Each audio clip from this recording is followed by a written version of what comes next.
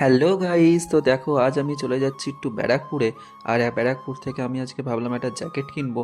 Winter তো চলেই এসছে আর আমার তো উইন্টারের কোনো শপিংও করা হয়নি, তাই ভাবলাম তোমাদের সামনে এই ছোট্ট একটা মিনি ব্লগ প্রেজেন্ট করি। তো সামনেই চলে এলাম ব্যারাকপুরের জুডিওতে। তো এখন জুডিও থেকে ভাবছি আমি কিছু কেনাকাটি করবো, মানে একটা জ্যাকেট কিনবো।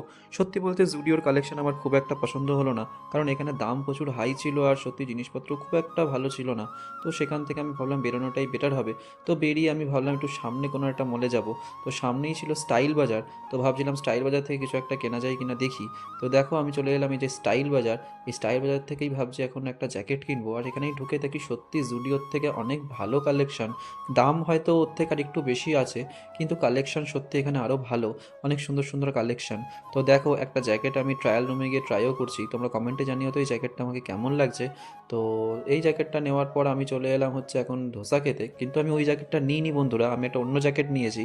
তো দেখো আমাদের সামনে চলে এলো এখন একটা বিরাট বড় ধোসা। তো এখন আমি আজকে ধোসা খাবো।